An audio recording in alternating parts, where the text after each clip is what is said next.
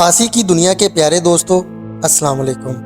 دوستو، یہ واقعہ حالیہ دنوں حافظ آباد کی ایک تاریخی مسجد کو منہدم کرنے اور اس کے فوراً بعد ایک قدرتی آفت کے واقعہ ہونے کا ہے، جس نے پورے ملک میں ایک نئی بحث چھیڑ دی۔ یہ سب حکومت کے تجاوزات کے خلاف آپریشن کے دوران پیش آیا، جہاں غیر قانونی عمارتوں کو گرایا جا رہا تھا، دکانیں مسمار کی گئیں، راستے صاف کیے گئے اور انتظامیہ کا کہنا تھا کہ وہ شہر کی بہتری کے لیے کام کر رہی ہیں۔ لیکن جب کرین کا رخ ایک پرانی مسجد کی طرف موڑا گیا تو پورے علاقے میں خوف اور بے چینی کی فضا پیدا ہو گئی۔ عینی شاہدین کے مطابق جیسے ہی کرین نے مسجد کی دیوار پر پہلا وار کیا، شہر میں ایک غیر معمولی خاموشی چھا گئی، جیسے وقت رک گیا ہو۔ پھر اچانک لوگوں نے نعرہ تکبیر بلند کرنا شروع کر دیا۔ مرد، عورتیں اور بچے مسجد کے دفاع کے لیے باہر نکل آئے، مگر پولیس اور انتظامیہ پہلے ہی مکمل تیاری کے ساتھ موجود تھی۔ حالات کشیدہ ہو گئے۔ پولیس نے آنسو گیس کے شیل فائر کیے، لاٹھی چارج کیا اور ہوائی فائرنگ بھی کی۔ مسجد کے ارد گرد موجود لوگ بے بسی کے عالم میں تڑپ رہے تھے، لیکن حکومت نے اپنی کارروائی جاری رکھی اور مسجد کی دیواریں ایک کے بعد ایک گرنے لگیں۔ جیسے ہی مینار زمیں بوس ہوا، اچانک بادل گرجنے لگے، سورج بادلوں میں چھپ گیا اور پھر شدید بارش شروع ہو گئی۔ یہ عام بارش نہیں تھی، بلکہ اس کے ساتھ بڑے بڑے اولے بھی برسنے لگے، جو عام اولوں سے کہیں زیادہ سخت اور بڑے تھے۔ دیکھتے ہی دیکھتے پورے شہر میں تباہی مچ گئی۔ کھڑی فصلیں برباد ہو گئیں، گلیاں اور سڑکیں ندی نالوں میں تبدیل ہو گئیں، درخت جڑوں سے اکھڑنے لگے اور پورا شہر ایک عذاب کی صورت پیش کرنے لگا۔ یہ سب اتنی تیزی سے ہوا کہ کسی کو سنبھلنے کا موقع ہی نہ ملا۔ لوگ گھروں میں دبک کر بیٹھ گئے، کچھ مسجدوں میں جا کر دعائیں کرنے لگے اور کچھ نے قرآن خوانی شروع کر دی۔ پورے شہر میں خوف کی کیفیت چھا گئی۔ کچھ لوگوں کا کہنا تھا کہ مسجد کے گرنے کے وقت انہوں نے ایک پراسرار روشنی دیکھی جو آسمان کی طرف جاتی محسوس ہوئی۔ کچھ بزرگوں کا کہنا تھا کہ انہوں نے اپنی پوری زندگی میں ایسا طوفان نہیں دیکھا اور یہ کسی عبرت کے نشان سے کم نہیں تھا۔ سوشل میڈیا پر مسجد کی شہادت اور اس کے بعد آنے والے طوفان کی ویڈیوز اور تصاویر تیزی سے وائرل ہونے لگیں۔ عوام نے حکومت کو شدید تنقید کا نشانہ بنایا۔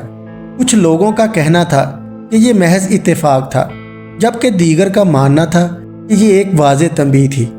مذہبی حلقوں میں بھی یہ معاملہ شدت اختیار کر گیا اور علماء نے حکومت کو سخت الفاظ میں تنبیہ کی کہ وہ مسجد کے انہدام پر معافی مانگے اور جلد از جلد دوبارہ تعمیر کا اعلان کرے۔ بعض مذہبی جماعتوں نے احتجاج کا اعلان کر دیا اور یوں یہ معاملہ ایک قومی بحث میں تبدیل ہو گیا، جبکہ دوسری جانب حکومت کا موقف تھا کہ تجاوزات کے خلاف آپریشن بغیر کسی مذہبی یا فرقہ وارانہ تعصب کے جاری رکھا جا رہا ہے اور غیر قانونی عمارتوں کو ہٹانا ضروری تھا۔ مگر عوامی جذبات اس قدر شدید تھے کہ حکومتی وضاحت غیر مؤثر ثابت ہوئی۔ عوام کے سامنے ایک واضح حقیقت تھی کہ جیسے ہی مسجد کو گرایا گیا، غیر معمولی قدرتی آفت نے پورے علاقے کو لپیٹ میں لے لیا۔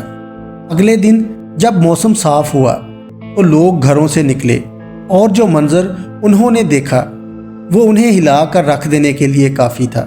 سڑکیں اور گلیاں پانی میں ڈوبی ہوئی تھیں، ہر طرف اولے بکھرے ہوئے تھے، کئی گھروں کی چھتیں ٹپک رہی تھیں، دکانوں کے سائن بورڈ زمین پر گرے ہوئے تھے اور کھڑی فصلیں مکمل طور پر تباہ ہو چکی تھیں۔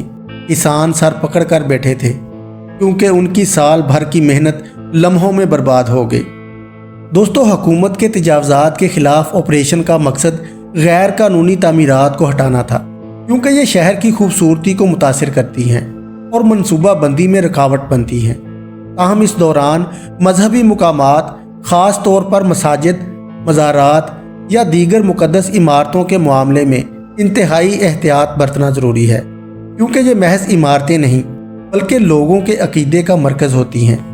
عوام کو اعتماد میں لینا اور ان کے جذبات کا احترام کرنا بہت ضروری ہے، کیونکہ مذہب ایک حساس معاملہ ہے اور کسی بھی غلط فیصلے سے معاشرے میں انتشار پیدا ہو سکتا ہے۔ ایک بہتر حکمت عملی یہ ہو سکتی ہے کہ حکومت تجاوزات کے خلاف کارروائی سے پہلے तमाम मजहबी इमारतों की तफसीली जांच करे और उनके बारे में कोई भी फैसला मुकामी कम्युनिटी और उलमा की मुशावरत से करे।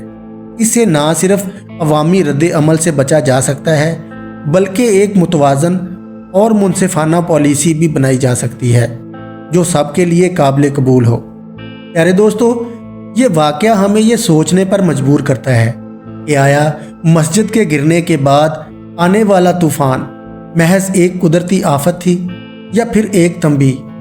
मुक़द्दस मुकामात की बेहुरमती किसी भी सूरत में काबिल कबूल नहीं, लेकिन जो भी हो, इस वाक़े ने पूरे मुल्क में खौफ और बेचैनी की कैफियत पैदा कर दी है। लेकिन आप दोस्तों की राय इस बारे में क्या कहती है? कमेंट करके हमें ज़रूर बताइएगा। आपसे मुलाकात होगी एक और नई वीडियो के साथ। अल्लाह निगहबान।